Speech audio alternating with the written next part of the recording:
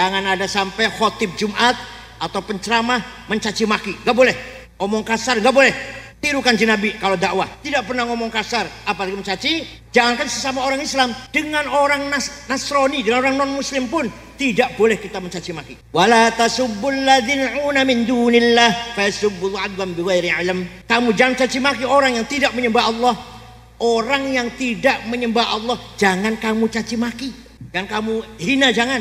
Ya diajak, ayo diajak, tapi dengan cara yang santun, yang halus. Assalamualaikum warahmatullahi wabarakatuh. Bismillah, alhamdulillah, wassalatu wassalamu ala sayyidina wa maulana wa syafi'ina wa habibina Muhammad Rasulillah wa ala alihi wa sahbihi wa man tabi'a sunnatahu wa jama'atah min yaumina hadza ila yaumil ba'ts wan nahdhah. Di sini tarekatnya Qadiriyah wan Naqsyabandiyah. Qadiriyah mengikuti metode Sultan Aulia, Sultan Arifin, Qutbun min Aqtabil Arba'ah, Syekh Abdul Qadir Al-Jailani. Yang kedua Naqsyabandiyah mengikuti tarekatnya Syekh Ahmad Bahak Naqsyabansyah Al-Kurdi dari daerah Kurdi. Dulu sendiri-sendiri, tarekat Qadiriyah sendiri, tarekat Naqsyabandiyah sendiri. Digabungkan, dijadikan satu oleh ulama Indonesia, tapi mukim di Mekah dan wafat di Mekah. Namanya pun Syekh Ahmad Khotib Sambas, Kalimantan Barat. Beliau menggabungkan antara dua tarekat Qadiriyah dan Naqsyabandiyah. Qadiriyah kalau zikir itu keras, Naqsyabandiyah kalau zikir itu pelan-pelan, tirih. Oleh beliau Ahmad Khotib Sambas diatur kapan zikir jahri, kapan zikir khafi. Siapa yang kelasnya zikir jahri, siapa yang kelasnya sudah zikir khafi. Di dalam kitabnya namanya Fathul Arifin. Apa namanya? Karangannya Syekh Ahmad Khotib Sambas. Diikuti oleh masyarakat Islam terutama di daerah Asia Tengah, Afghanistan, Uzbekistan, Tajikistan dan sekitarnya. Juga di Indonesia sangat terkenal tarekat ini, pengikutnya sangat banyak, mengikuti tarekat Qadiriyah wan Naqsyabandiyah. Mudah-mudahan pengikut tarekat ini selalu istiqamah sehingga mendapatkan direct illumination from Allah, nurun mubashir yakdhifullah ala qalbi man yasha, langsung mendapatkan cahaya dari Gusti insyaallah. Syaratnya ikhlas, syaratnya. Tarekat ini merupakan salah satu wadah perjuangan mensyiarkan agama Islam sekaligus memperjuangkan persatuan dan kesatuan ukhuwah Islamiyah, ukhuwah watoniyah, ukhuwah insaniyah. Tarekat mengajarkan kita agar kita akur, rukun, ojo tukaran. Di sini ada orang bertengkar nggak? Nggak ada ya, alhamdulillah.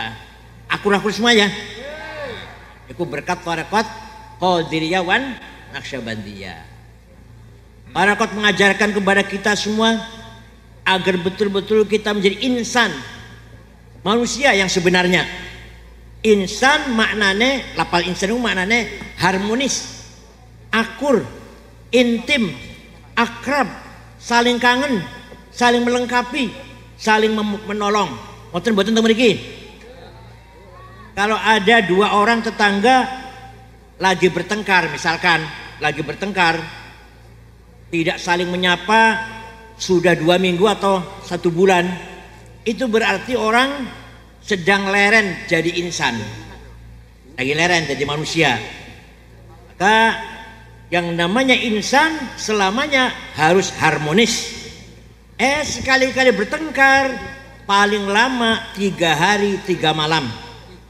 Lebih dari itu sudah tidak diridhoi oleh Allah. Sesama umat Islam, sesama orang Islam kok bertengkar lebih dari 3 hari, maka tidak diridhoi oleh Gusti Allah. Panjenengan menawi kudu-kudune bertengkar paling lama 3 hari 3 malam. Terutama suami istri. Terpaksa bertengkar ojo luwih sing 3 dino. Paham mboten? Paham. Bar bertengkar malah koyo pengantin anyar maneh mana? Nggih mboten? Pengalaman Pak. Hanya saya hormati pesantren Al-Masyhur ya. Pesan Al-Masyhur ini mari kita dukung. Mari kita ramaikan supaya ke depan menjadi pesantren yang betul-betul al-hisnul hasin, benteng yang kokoh dalam mempertahankan ta'alimul Islam ala tariqat ahli sunnah wal jamaah. Pesantren merupakan benteng yang kokoh mempertahankan ajaran atau prinsip-prinsip Islam ahli sunnah wal jamaah. Di luar pesantren tidak mungkin. Di luar pesantren, madrasah, sekolah tidak mungkin bisa mempertahankan Islam ahli sunnah jamaah. Gak mungkin. Hanya pesantren yang bisa mempertahankan ajaran ahli sunnah jamaah. Paham betul? Ini panjenengan kagungan putra kepengin jadi betul-betul menjadi orang yang ahli sunnah jamaah, harus dipesantrenkan. Kalau hanya madrasah saja tanpa pesantren, sekolah mawon tanpa pesantren, tidak mungkin anak-anak kita menjadi pejuang ahli sunnah jamaah. Betul mungkin. Yang perjuangkan ahli sunnah jamaah pasti jebolan pesan. Oleh karena itu semua pesantren yang ada di Grobogan ini berperan penting membangun masyarakat ahli sunnah jamaah yang berpikiran tawassud dan tasamuh, moderat dan toleran, termasuk pesantren Al-Masyhur ini. Di dalam pesantren ada 4 metode. Ada berapa? 1, manhajut ta'lim, metode pengajaran. Kiai mengajarkan ilmu kepada santrinya. Kiai mengajarkan ilmu kepada santrinya. Manhajut ta'lim. Di sekolahan juga sama. Di sekolah juga sama. Ada ta'lim, mengajarkan ilmu. Ada yang bilang, ada yang berkata, ilmu di pesantren sudah nggak berguna untuk zaman sekarang. Ada yang ngomong gitu di sini, Grobogan, ada nggak? Di Jakarta ada yang ngomong kayak gitu. Ilmu yang diajarkan di pesantren ora cocok kalau zaman saiki. Orang kanggone ngaji nek diterapkan di masyarakat. Ada nggak orang Grobogan ngomong kayak gitu? Nggak ada ya? Gak ada Wahabi di sini? Enggak ada. Gak ada HTI? Gak ada. Teroris? Ada. Alhamdulillah masih selamat. Orang yang ngomong kayak gitu karena tidak tahu apa yang diajarkan oleh kiai kepada santrinya. Yang ngomong bahwa pesantren gak ada gunanya. Coba kalau saya terangkan, insya Allah ada gunanya. Pasti ada gunanya. Di pesantren yang dibaca kitab Fathul Mu'in karangannya Syekh Muhammad Zainuddin Al-Malibari. Di antara pembahasannya saya baca, kalau sudah saya baca, coba manfaat buatan berguna enggak kalau diamalkan zaman sekarang. Bismillahirrahmanirrahim. Faslun fil jihadi wa huwa fardu kifayatin marratan fi kulli am. Wa anwa'uhu arba'atun, itsbatu wujudillah wa iqamatu syari'atillah wal qitalu fi sabilillah wa daf'u dharari ma'sumin musliman kana aw ghairu muslimin bil it'ami wal iksa'i wal iskani wa thamanid dawa'i wa ujratit tamrid. Apa artinya? Kitab Fathul Mu'in menjelaskan bahwa untuk membangun masyarakat harus dilaksanakan 4 hal. Berapa? 1. Itsbatu wujudillah. Yang namanya jihad bukan ngebom. Yang namanya jihad bukan ngebom. Nomor 1 jihad adalah mengajak masyarakat Grobogan agar beriman kepada Allah. Dalam syarahnya kitab Ya Tolibin, iqamatu hujajin diniyatin naqliyatan kanat au aqliyah litsbatu wujudis sani'. Mengajak masyarakat Grobogan agar beriman kepada Allah dengan iman yang ngerti dalile, tidak hanya ikut-ikutan. Ngerti? Baik dalil nakliyah tekstual maupun akliyah rasional. Panjenengan beriman mboten dhateng Gusti Allah. Ngertos dalile dereng. harus tahu. Jangan hanya cuma ikut-ikutan. Itsbatu wujudillah, memantapkan beriman wujudnya Allah bihujajin diniyatin, dengan hujjah argumentasi dalil yang bersifat agama. Dalil nakli, qul huwallahu ahad. Saged katakanlah Muhammad, Allah itu satu. Allahus samad, Allah itu maha tangguh, ora butuh sopo-sopo, malah liyane Allah butuh datang Allah. Allah sendiri butuh liyane. Lam yalid wa lam yulad, tidak punya bapak, tidak punya anak, tidak punya bapak. Walam yakul lahu kufuwan ahad, tidak ada yang menyamai, tidak ada yang seperti Allah, nggak ada. Namanya dalil nakli. Dalil apa namanya? Apal kudu apal nggih? Itu berarti jenengan sudah tahu dalilnya itu. Sudah tahu jenengan dalil wujudnya Allah. Dalil nak, tinggal dalil akal. Dalil akli, dalil rasional. Kata Imam Asy'ari, kata siapa Imam? Kita ini sebenarnya tidak ada. Kita ini sebenarnya orang-orang. Kita ini sebenarnya tidak ada. Kita ini diadakan. Ayo, kita ini ada apa diadakan? Oleh yang ada. Oleh siapa? Yang ada. Yang ada sebelum lapal ada itu ada, sudah ada. Bahkan kita menggunakan kata ada karena ada yang ada. Kita menggunakan kata tidak ada karena ada yang jadi. Yang ada hanyalah yang ada, yaitu Gusti Allah. Kita ini sebenarnya tidak ada. Ayo mulai bareng. Kita ini tapi kita ini diadakan oleh yang ada. Yang ada sebelum lapal ada itu ada, sudah ada.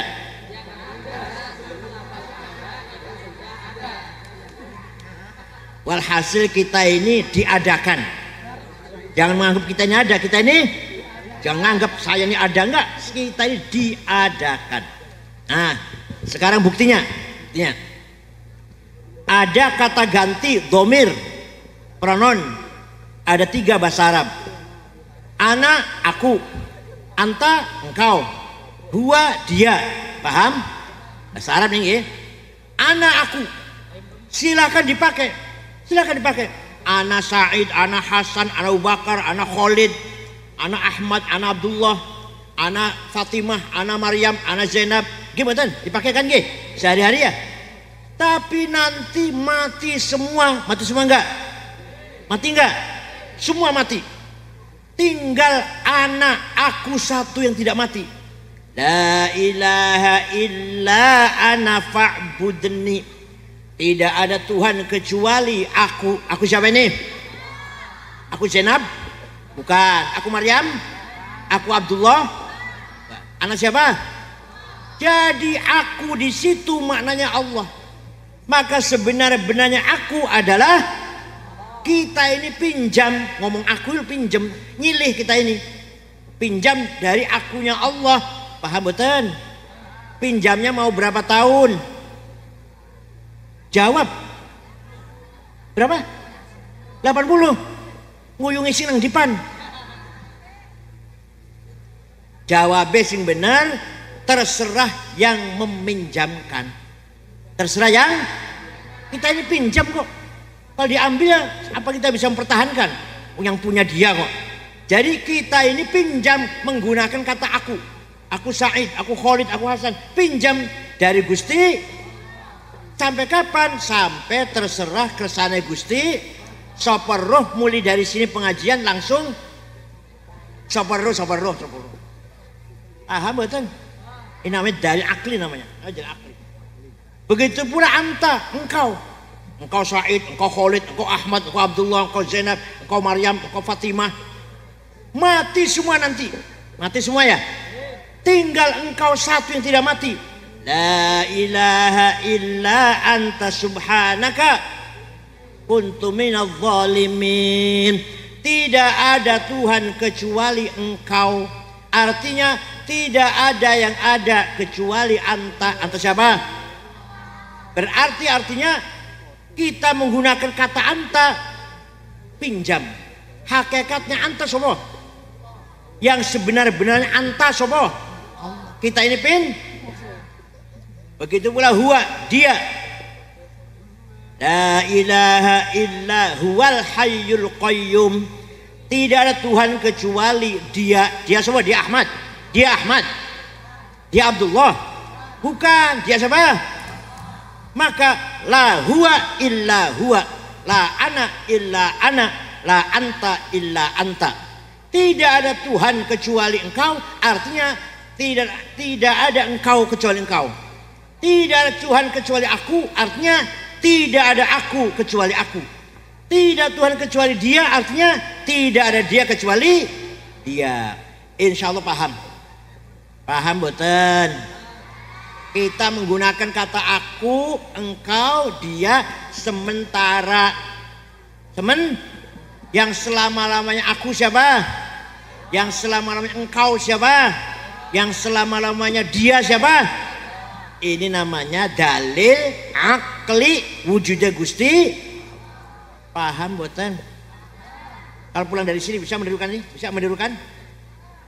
Dalil wujudnya Allah secara akal bisa menerangkan? Ya harus bisa. Bisa ya. Oh, ini ku namanya berjuang nomor 1, memperkuat iman datang Gusti. Bukan ngebom, bukan perang, bukan bunuh diri, bukan jihad itu. Yaitu sekali lagi mengajak masyarakat Grobogan agar beriman kepada Allah dengan iman yang berdalil, bukan hanya ikut-ikutan. Yang kedua, kalau sampai sekarang tuwek ora iso ngekake dalil sing dosa kiai. Kiainya yang dosa ini. Siapa kiainya di sini? Kalau nggak ngajarin dalil, kiainya harus ngajari gitu, paham betul? Kalau masyarakat Grobogan wis tuwek-tuwek masih urung ngerti dalil, sing dosa siapa yang dosa? Kiai, ustadz, kiai. Yang kedua, jihad adalah wa iqamatu syariatillah. Salat 5 waktu jihad. Puasa Ramadan jihad. Zakat jihad. Haji umroh jihad. Baca Quran jihad. Sholawatan jihad. Masya Allah. Bakti neng suami jihad.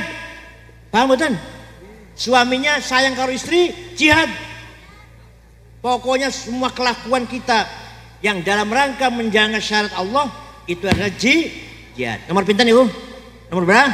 Nomor 2. Iqamatu syariatillah. Maka monggo orang Grobogan semuanya yang hadir jaga sholat 5 waktu, jaga puasa Ramadan harus dilakoni, jaga zakat bagi yang memang kewajiban zakat harus diselesaikan, ditunaikan. Umrah dan haji bagi yang mampu harus pergi haji dan umrah dalam rangka menjalankan syarat namanya adzan di masjid 5 waktu jihad. Muadzin adzan itu jihad itu. Sing imame padha wae jihad sing imame nang musala iku. Musala ngeri musola saya nopo elek. Kamu musola anu jedingnya kosong rada banyune, ciduke bolong, tikar kelasane sobek, niku mambuhe petek. Lampunya 5 watt, alas. Nih sini-sinaken. Orang Grobogan masjidnya harus bagus. Baunya harum, airnya bersih. Siap? Awas nih masih ono musola jelek, awas. Itu namanya jihad tuh. Namanya jihad. Yang ketiga, wal qitalu fi sabilillah. Memang bila perlu termasuk jihad adalah perang membela kebenaran. Saumpama kok Indonesia diserang, agama Islam diperangi, kita semua harus siap melawan penjajah, melawan musuh-musuh Islam, melawan musuh-musuh bangsa Indonesia. Itu namanya jihad. Yang keempat, wadaf'u dharari ma'sumin musliman kana au ghaira muslim. Jihad adalah yang keempat, memberi perlindungan kepada seluruh masyarakat Grobogan, muslim atau non muslim sama saja, asalkan orang itu maksum, orang baik, bukan pelaku kejahatan, bukan perampok, bukan bos judi, bukan bos narkoba, bukan, orang baik-baik lah. Muslim atau non muslim harus hidup di Grobogan merasa mendapatkan perlindungan, aman, tentram. Paham betul? Wong Grobogan asal itu baik-baik, orangnya baik-baik, bukan penjahat. Muslim atau muslim harus mendapat perlindungan, aman, tentram, nyaman, tidur nyenyak, bukan khawatir opo-opo, kesana kemari sendirian malam-malam pun berani karena nggak takut apa-apa. Ngoten betul pergi, aman betul. Menegakkan keamanan itu jihad fisabi. Coba panjenengan bayangkan di negara Afghanistan, mireng namanya negara itu, negara Afghanistan 100% muslim. Seorang saja, satu saja nggak ada orang non muslim. Orang Kristen nggak ada, muslim semuanya. Bahkan 97% ahli sunnah wal jamaah, 3% syiah. Tapi terdiri dari 7 suku, hanya 7 suku. Di kita kan 7 suku lebih dari 400. Kita suku lebih 400. Di Afghanistan hanya 7 sukunya. Perang saudara sudah 40 tahun. Bom meledak di mana-mana, di jalan, di kantor, di madrasah, di rumah sakit, di masjid lagi sholat Jumat dibom. Mati 800. Lagi Maulid Nabi dibom tahun kemarin, mati 90. Ini namanya mereka ini walaupun agamanya Islam, tapi mereka tidak punya rasa semangat agama Islam membangun ukhuwah Islamnya. Sama-sama Islam, sama-sama warga bangsa Afghanistan, saling bunuh, saling ngebom. Berarti mereka tidak melakukan jihad membangun masyarakat yang akur dan rukun. Paham betul? Di sini di Grobogan akur saja nggih. Aman, tentram, aman. Kesana kemari nggak takut apa-apa. Bil it'ami. Apa? Ini artinya apa ini artinya? Orang Grobogan harus cukup pangan. Harus cukup. Ada enggak yang kelaparan di sini? Cuma makan semua ya? Makannya harus baik. Makannya harus baik. Nasi putih, ikan mas, atau paha ayam, atau daging, sayur-sayur. Jangan tiap hari makannya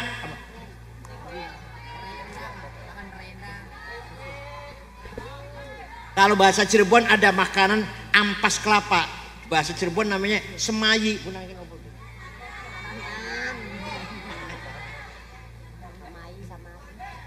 Sego goreng sing digoreng segone wis basi. Wis bambu, jelek itu. Saya juga senang sego goreng, tapi nasi yang digoreng nasi yang baru. Panjenengan ngasih anak cucu nasi goreng yang dari nasi yang sudah basi, anaknya dedel bakal orang cerdas bakal. Makan harus bergizi, protein cukup, buah-buahan cukup, minum susu, madu, campur jahe merah, telur. Insya Allah anak kecer. Sampun dereng jenengan, sudah cukup begitu belum? Belum. Kalau ada orang grobogan mati karena tidak makan, kelaparan misalkan. Ada orang mati karena kelaparan, dosa semua ini. Kita ini dosa semua. Ada orang kok mati karena tidak makan, dosa semua kita ini. Nomor 1 yang paling dosa bupati. Nomor 2 ketua DPRD. Nomor 3 Kapolres. Nomor 6 Dandim. Nomor 14 ketua NU. Nomor 20 sampai KB dosa KB nomor 20.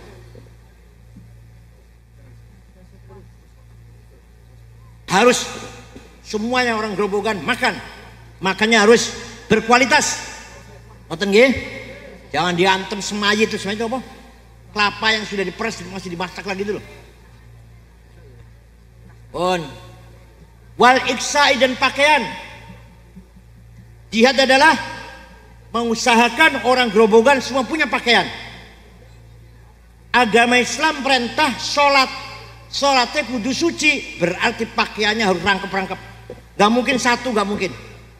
Masa sarungnya cuma siji, sholat ke pasar, ke WC itu cuma satu, ya pasti najis lah. Agama Islam merintahkan sholat harus pakaiannya suci, berarti kita harus punya sarung pitu, kelambi pitu, kaos dalam pitu, celana dalam. Paham betul, paham betul. Gak mungkin sarung cuma satu, najis nih nanti, gak sah sholatnya. Nah, disinilah pentingnya kita, agama Islam merintahkan kita berpakaian yang bersih, baunya harum. Sampai Rasulullah SAW melarang orang yang habis makan bawang merah gak usah jamaah nang masjid. Kata Rasulullah, yang habis makan bawang gak usah jamaah di masjid, bikin bau gak enak. Rasulullah nggak tahu pete karena nggak ada pete di sana. Kalau di sini contohnya pete lah. Sopo sing habis makan pete belum sikatan, belum bersihkan, orang usah nang masjid sembayangnya. Bikin bau nggak enak di dalam masjid. Sampai segitunya tuh. Islam mengatur kita agar bersih, wangi harumnya. Paham boten? Syekh Abil Hasan Asyadili, sehingga ada Hizib Nasor, Tarekat Syadiliyah lah, ada Hizib Bahar, pakaiannya mewah. Ini wali nih, waliullah nih, pakaiannya mewah, tiap hari ganti, baunya harum, rumahnya villa, kendaraannya ditarik 2 kuda. Kalau sekarang Alphard, kalau sekarang Alphard, BMW, Mercy, ora Luxio, Grand Max, boten. Pada waliullah tuh, tapi pakaiannya mewah, baunya harum. Itu menjaga kehormatan harga diri sebagai waliullah, sebagai uswah hasanah bagi umatnya. Kalau kiainya aja bersih, kiainya bau harum, jamaahnya kudu bersih, imamnya bersih, masih bersih, baunya harum, makmumnya harus bersih dan harum. Paham boten? Maka kiai mulai besok ini harus bersih, keren pakaiannya, baunya harum. Siap boten kiai ini? Siap boten? Syekh Abdul Qadir Abil Hasan Asyadili.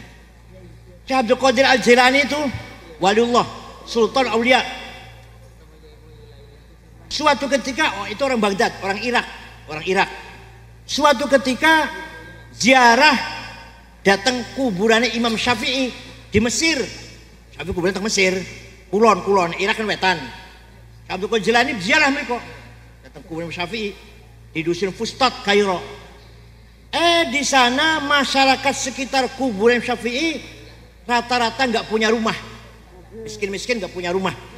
Langsung Syekh Abdul Qadir Jilani membeli tanah 10 hektar diwakafkan untuk masyarakat sekitar, penduduk sekitar kuburan Syafi'i. Sampai sekarang ngantos saniki rusun ono tulisannya Auqaf Syekh Abdul Qadir Al-Jilani.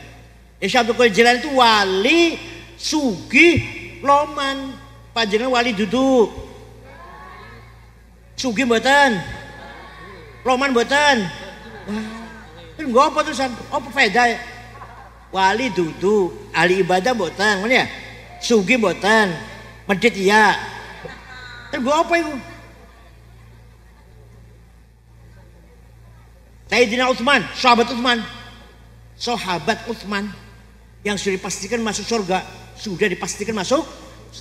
Ada orang 10 sudah dikasih tahu masuk surga, orang 10. Abu Bakar, Umar, Utsman, Ali, Sa'id, Thalhah, Zubair, Abdullah bin Auf, Amir bin Jarrah. Sahabat 10 sudah dikasih tahu kamu pasti masuk surga. Wah, kalau saya dikasih tahu puasa libur. Sayyidina Utsman yang sudah pasti masuk surga pernah sedekah gandum diangkut 700 cikar apa glodok maksudnya? Glodok lu cikar apa gerobak ya. Pernah sedekah gandum diangkut 700 gerobak. Sayyidina Utsman dibagi-bagi fakir miskin Madinah dan sekitarnya. Padahal mau dibeli orang Yahudi dikasih untung 2 kali lipat, 3 kali lipat. Enggak, tidak akan saya jual, akan saya bagi-bagikan ke fakir miskin. Panjangan nate sedekah 700 apa? Jawab. Panjangan nate sedekah 700 apa? Rupiah. Dan Utsman sedekah 700 gerobak. Kenapa? Karena kaya. Karena mampu kaya. Dan Utsman kaya. Sayyid Muhammad bin Alwi Al-Maliki orang Mekah. Sayyid Muhammad Alwi Al-Maliki baru wafat tahun 2006. Punya murid 700 waktu saya di sana. Punya murid 700, putranya Mbah Mun itu, sedaya mondok mriko. Putranya Mbah Mun sarang itu. Santrinya ditanggung. Makan, minum, pakaian, kebutuhan, kesehatan, pulang kasih tiket. Kiai nanggung santrinya. Tenggerobokan wonten mboten? Kiainya yang nanggung santrinya. Sayyid Muhammad nanggung santrinya 700. Segala kebutuhannya dicukupin. Ya Allah. Wonten gerobokan kiai ngoten niku.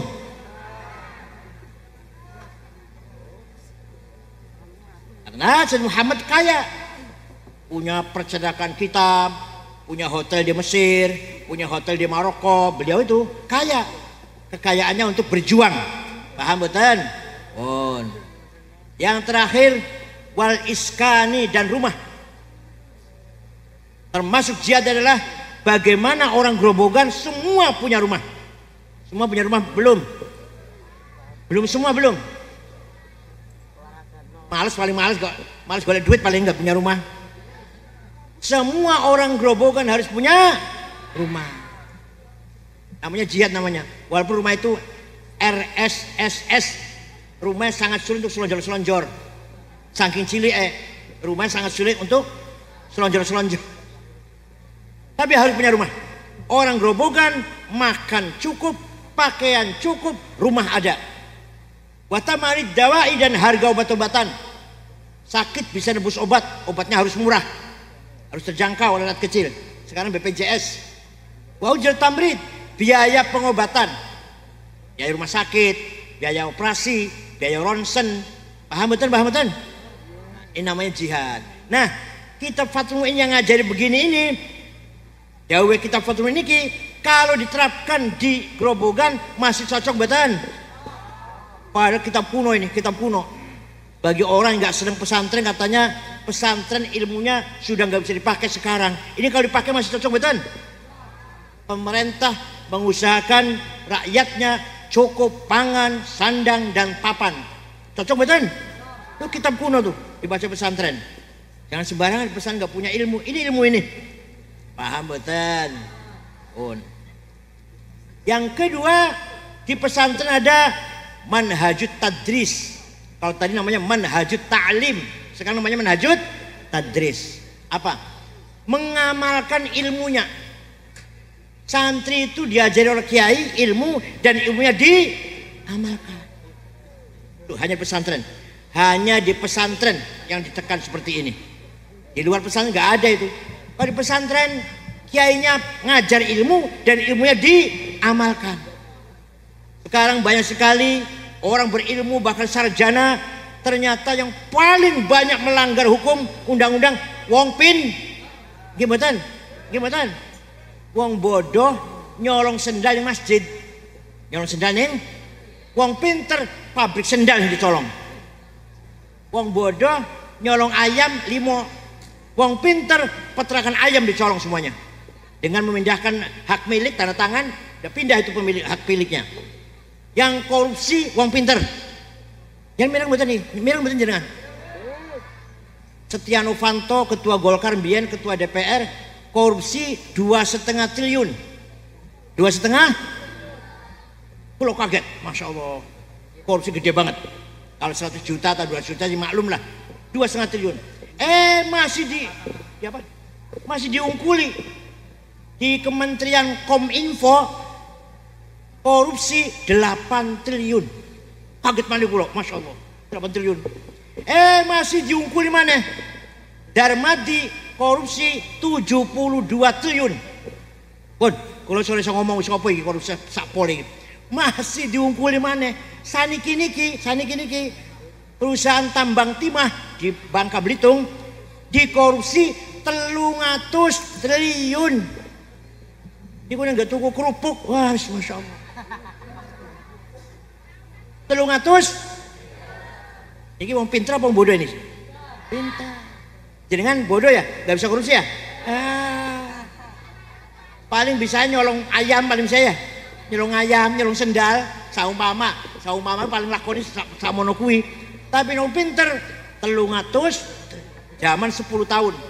Zaman 10 tahun. Ya Allah, Indonesia ini luar biasa. Kenapa?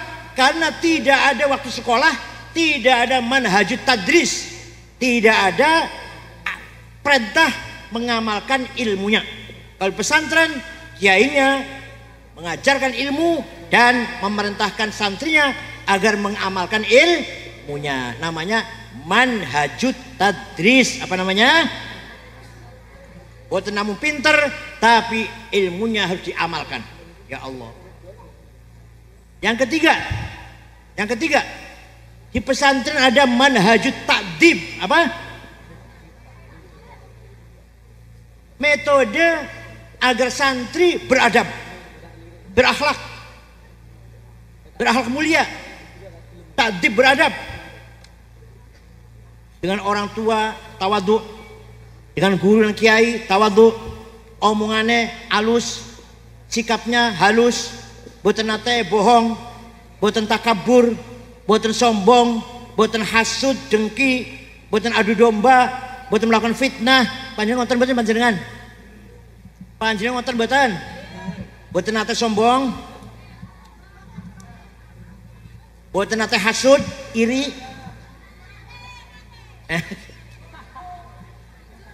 Boten nate adu domba. Apa ngerasani kok ngerasani iki? Menggunjing apa menggunjing? Ngerasani nggih, nyeritake kejelekannya temen namanya ngerasa. Mboten nate niku. Oh nate. Lawan wong tua nate. Lawan guru nate. Naik sepeda motor klontang-klontang ganggu wong turu nate. Ya Allah, lengkap nate kabeh. Sempurna wis lengkap. Bohong nate.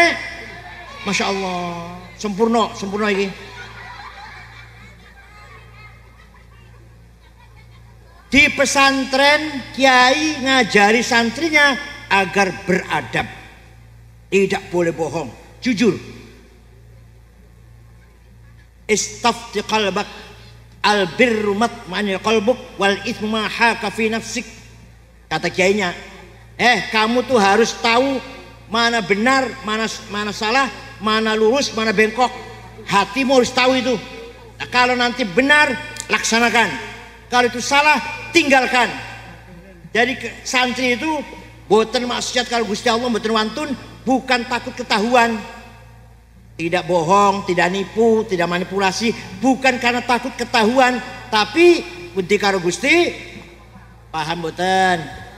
Panjenengan lagi bohong, supaya wedi karo Gusti Allah apa wedi karo ketahuan orang?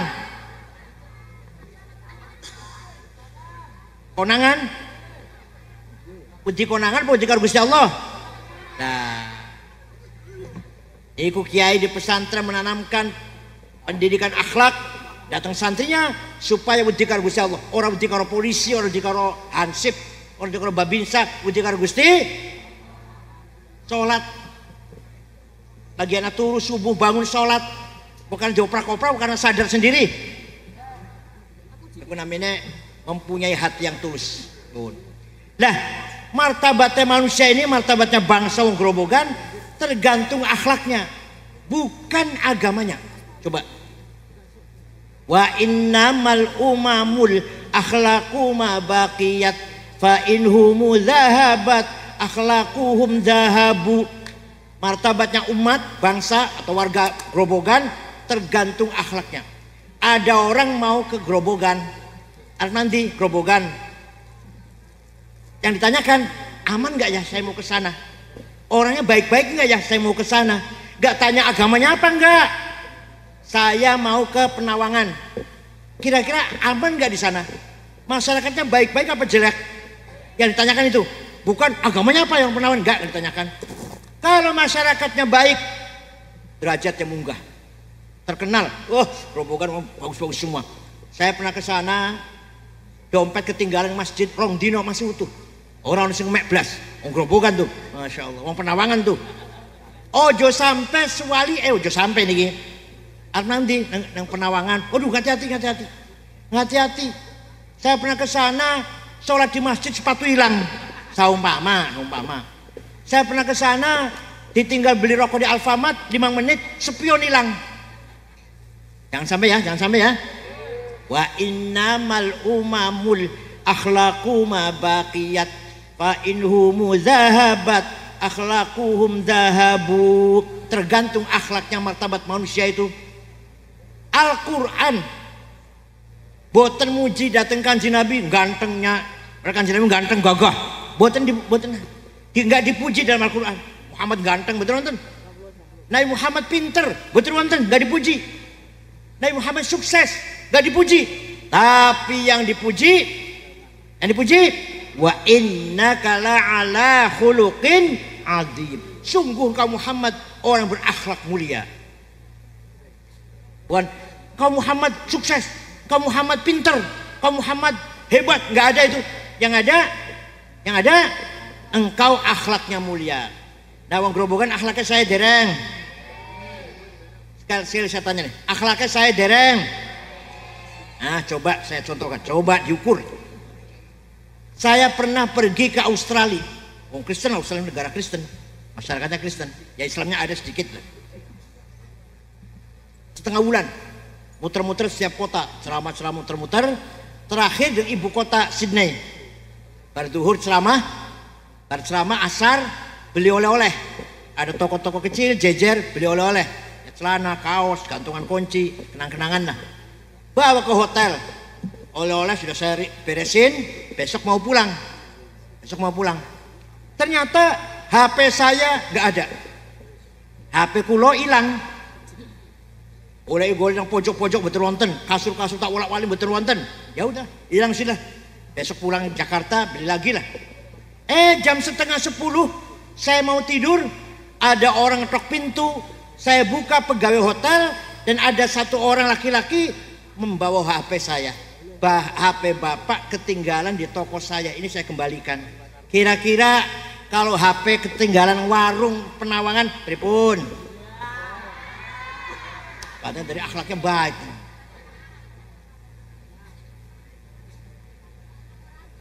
Saya pernah pergi ke negara Mali, Afrika Barat. 23 jam dari Jakarta. Jakarta Dubai Aljazair Timbuktu, ibu kota namanya Timbuktu. Rombongan beberapa ormas Muhammadiyah, Al-Irsyad, Al-Wasliyah. Itu di kota Timbuktu, Bu. Tidak ada rumah dikunci pintunya, tidak ada rumah ditutup jendelanya, tidak ada mobil masuk garasi, sepeda motor ditinggal di halaman, kuncinya masih gantung. Kira-kira teng Penawangan yang sepeda motor tinggal nang latar, kuncinya masih gantung terus endi? Katanya baik. Ini bukan agama, bukan, tapi akhlak. Saya pergi ke negara Jepang, sudah 4 kali ke Jepang saya. Tidak ada copet, tidak ada perampok. Boten wonten calo, wonten calo boten. Boten wonten wong ngapusi, boten wonten. Ramah, bersih. Jalan raya boten wonten sampah. Satu puntung rokok pun boten wonten, bersih. Tidak ada pejabat korupsi. Kalau kondo yang Indonesia banyak pejabat korupsi, kaget wong Jepang. Kaget. Di Jepang tidak ada pejabat korupsi. Bukan takut neraka, enggak neraka wong Jepang. Enggak neraka wong Jepang. Apa? Tidak korupsi, takut ketahuan, malu. Kalau ketahuan malu, saya malu, istri saya malu, anak malu, kerabat-kerabat semuanya malu, teman-teman malu semua. Paham betul, paham betul? Jadi orang Jepang pejabat tidak korupsi karena jangan nggak ada malu betul. Masih kalau sok bohong, nipu kadang nipu barang. Padahal kalau ketahuan malu kan. Di Jepang orang sangat tertib. Waktu kesebelasan sepak bola Jepang main di Doha, Qatar, negara Qatar, sepak bola main, ribuan anak Jepang nonton. Bubar, bekasnya anak Jepang tidak ada satu plastik pun sampah betul nonton. Semua diringkas dewe-dewe dibuang ke tempatnya tong sampah. Bekasnya tempat duduknya penonton dari Jepang bersih. Ya Allah, jadi bersih betul. Alah. Itulah kita masih butuh proses yang sangat panjang gitu. Akhlak. Kanjeng Muhammad SAW setelah 8 tahun di Madinah pergi ke Mekah dengan diikuti oleh kurang lebih 12.000 sahabat.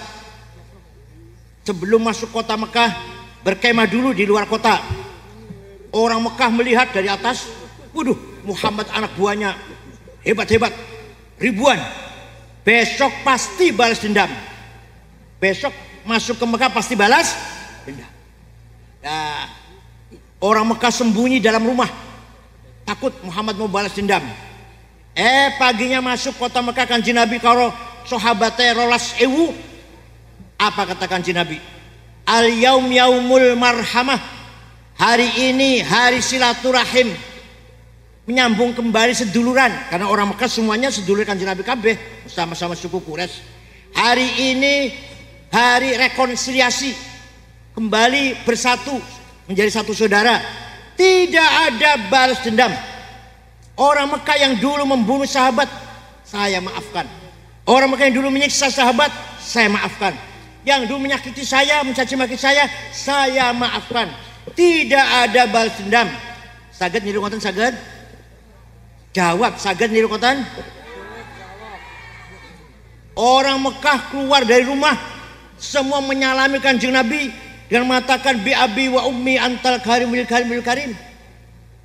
Demi ayahku, demi ibuku, engkau Muhammad orang mulia, putra dari seorang ayah yang mulia, cucu dari seorang kakek yang mulia. Mulia apanya? Akhlaknya. Dipuji karo Gusti Allah. Ya Allah, yang muji Gusti Allah, bukan medsos, bukan. Yang muji siapa? Allah. Fabima rahmatin minallahi lintalahum walau kunta faddan ghalidhal qalbi lan faddu min hawlik fa'fu anhum wastaghfir lahum wasyawirhum fil amr fa idza azamta fatawakkal 'ala Allah innallaha yuhibbul mutawakkilin. Muhammad, kamu santun, kamu ramah, kamu halus. Maka orang Mekah semua berbondong-bondong masuk Islam karena kamu halus. Seandainya kamu congkak, kasar, petanang peting-ting, go pentung, walaupun tafaddal ghalidhal qalbi, kalau kamu kasar Muhammad, lan faddu min haulik. Orang Mekah akan lari meninggalkan kamu. Orang usah Islam-Islaman. Islam ku medeni, go pentung. Paham betul? Nah, di sini pun jangan ada sampai khotib Jumat atau penceramah mencaci maki, gak boleh. Omong kasar gak boleh. Tiru Kanjeng Nabi kalau dakwah, tidak pernah ngomong kasar, apalagi mencaci. Jangankan sesama orang Islam, dengan orang Nasrani, dengan orang non Muslim pun tidak boleh kita mencaci maki. Wala tasubbul ladzina yu'una min dunillah fayasubbul adwan bighairi ilm. Kamu jangan caci maki orang yang tidak menyembah Allah. Orang yang tidak menyembah Allah jangan kamu caci maki. Jangan kamu hina, jangan. Ya diajak, ayo diajak, tapi dengan cara yang santun, yang halus. Fa bima rahmatin minallahi lintalahum. Berkat kamu santun Muhammad, kamu pemaaf Muhammad, orang Mekah semuanya berbondong-bondong masuk Islam. Seandainya kamu kasar Muhammad, sombong, niscaya orang Mekah lari meninggalkan kamu. Fa'fu anhum, maafkanlah mereka Muhammad. Kanjeng Nabi diperintah Gusti Allah memaafkan orang Mekah yang dulu menyakiti, yang dulu ngusir, yang dulu membunuh sahabat Sumayyah, sahabat Yasir, bahkan larani Kanjeng Nabi dilempar dengan batu. Dimaafkan. Panjenengan saged? Jawab, panjenengan saged mboten? Ya Allah, bocah sing nipu kula 5 juta saya maafkan, saged? Ya Allah, bocah sing nyolong sepeda motor kula saya maafkan, ya Allah, saged? Boten namu maafkan, wastaghfir lahum, mintakan ampun, maghfirah untuk mereka orang Mekah. Ya Allah, orang Mekah ampuni dosanya. Panjenengan apura dosanya tiang Mekah. Kanjeng Nabi itu. Panjenengan saged? Orang jawab, panjenengan saged? Yang kemarin nipu saya 10 juta, ya Allah ampuni dosanya, ya Allah, saged? Jabe orang kompak jabe, saged ta mboten? Yang kemarin nyolong sepeda motor, mudah-mudahan diampuni dosanya, ya Allah, panjenengan ampuni, ya Allah, saged? Kalau sebuatan sakit itu. Itulah akhlak Rasulullah sallallahu alaihi wasallam. Oleh karena itu, standar yang ideal adalah akhlak Rasulullah sallallahu alaihi wasallam. Kita mari meniru beliau sebisa mungkin. Sebisa ono jeneng pas kayak beliau nggak mungkin. Koyo beliau banget ya nggak mungkin. Tapi ayo kita mengejar ke sana. Ya, belajar sabar, belajar rimo, belajar tawadhu, belajar jadi wong alus, sopan, santun, ngoten nggih. Belajar namanya. Ono jeneng koyo Kanjeng Nabi mboten saged. Tapi kita jadikanlah akhlak Rasul sebagai standar, cermin yang harus kita contoh kita semuanya. Itu namanya manhajut ta'dib. Apa namanya? Kiai ngajari santrinya agar berakhlak sopan santun. Yang terakhir, ini yang tidak ada di sekolah, hanya di pesantren. Manhajut tarbiyah. Apa namanya? Kiai mendidik rohaninya santri. Tidak sekedar harus hafal, enggak. Tidak sekedar harus menjalankan syariat Islam, tidak. Tapi hatinya harus baik. Hatinya harus penuh dengan hikmah, penuh dengan wisdom. Ya Allah, ini sing angel. Boten wonten selain pesantren, hanya pesantren. Kiai ngajari santri agar rohaninya baik, spiritualnya baik, sehingga mendapatkan hikmah dari Allah, sehingga menjadi orang ma'rifat. Paham boten, paham boten? Contoh Gus Dur nih, Gus Dur contoh ya. Waktu masih baru dioperasi saraf kepalanya, istirahat di ruangan. Di situ ada 5 orang, saya, Pak Muhaimin, Pak Saifullah Yusuf, Pak Ketua Golkar Jawa Tengah, Pak Wisnu, kemudian ada Menteri Koperasi Cakrawardaya. Kita ngomong pelan-pelan sambil nunggu Gus Dur.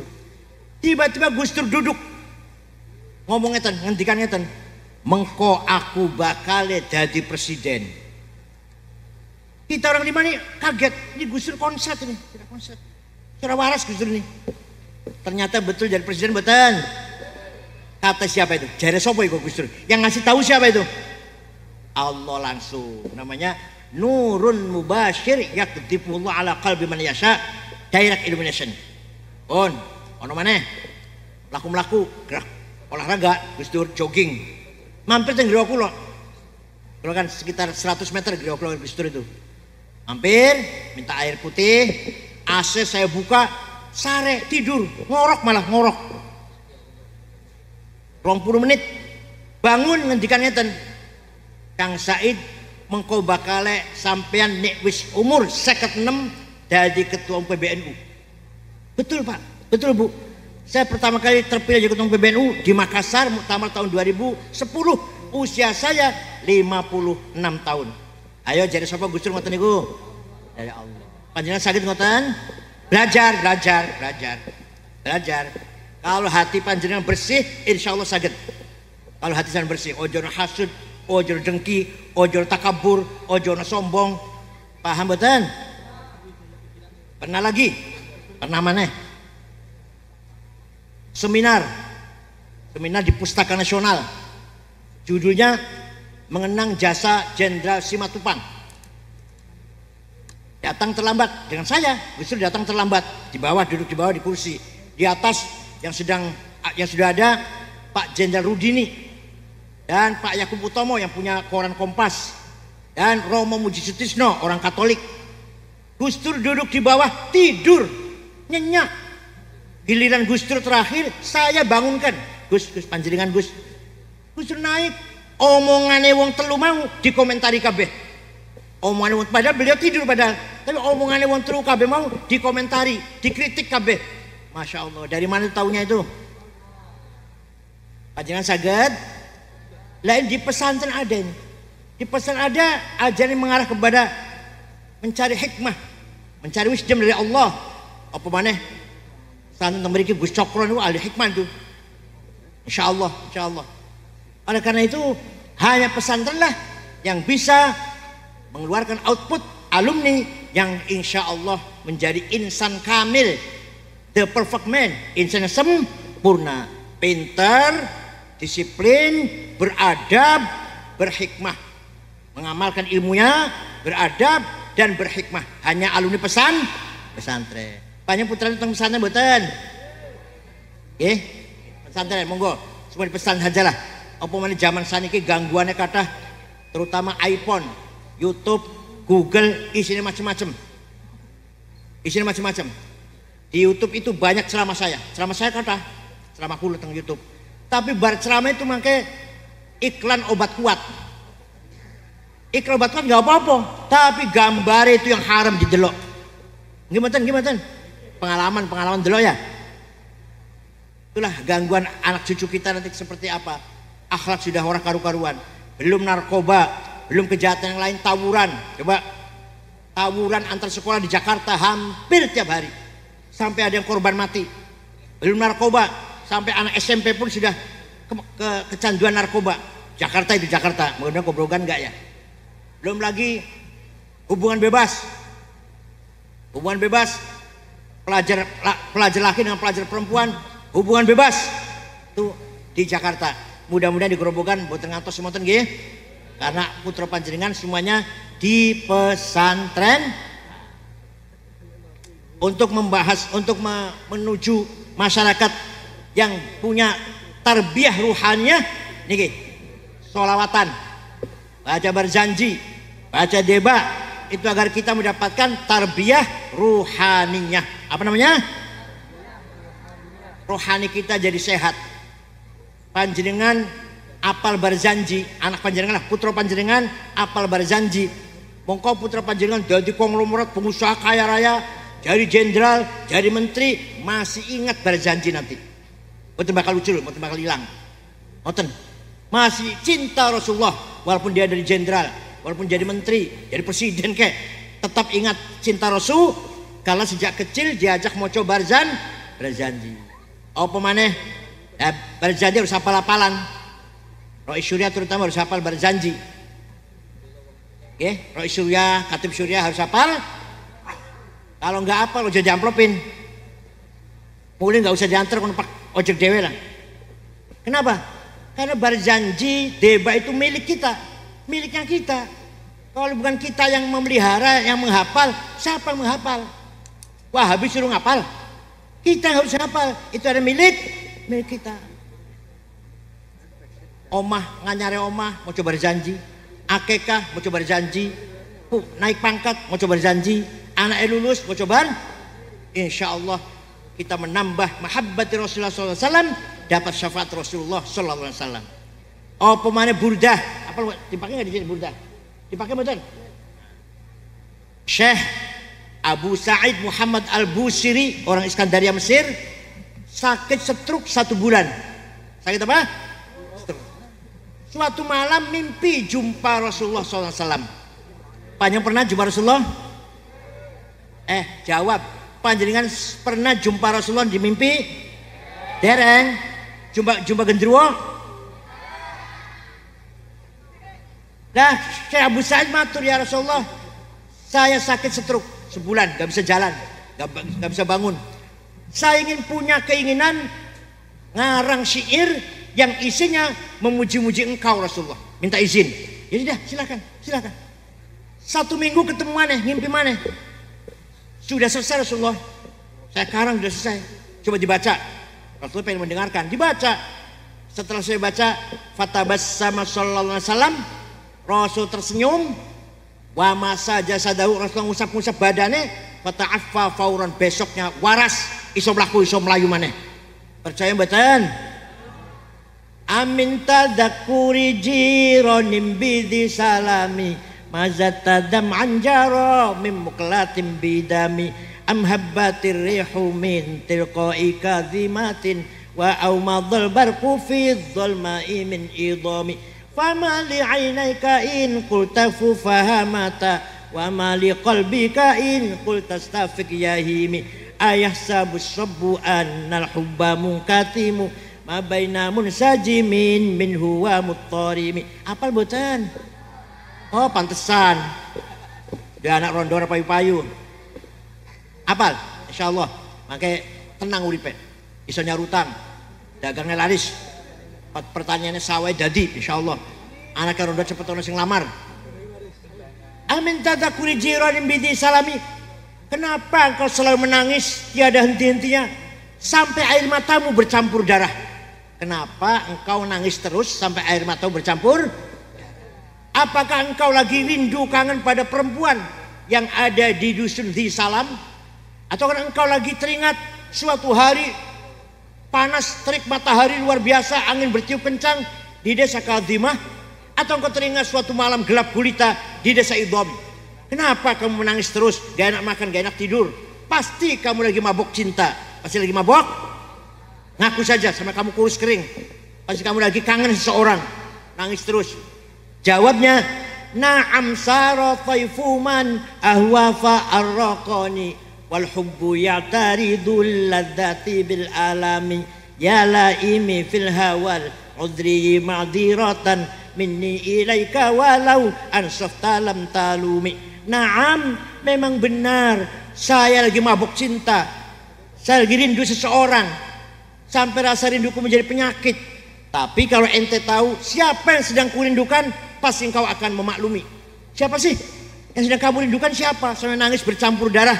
Yang sedang kurindukan, yang sedang kutangisi adalah Muhammadun sayyidul kaunaini wa taqalaini wal fariqaini min urbin wa min ajami nabiyunal amirun nahi fala ahadu abarra fi qawli la minhu wala na'ami huwal habibul ladzi likulli hawlim minal ahwali muqtahimi da'a ilallahi fal mustamsikuna bihablin ghairi munfasimi faqan nabiyina fi khalqin wa fi khuluqi falam yudanuhu fi ilmin wala karami. Yang sedang kutangisi, yang sedang kukangeni adalah Sayyiduna Muhammad sallallahu alaihi wasallam, Sayyidul Arab wal Ajam, Sayyidul Insi wal Jin, Sayyidul Alamil Mulk wal Alamil Malakut, Sayyidud Dunya wal Akhirah.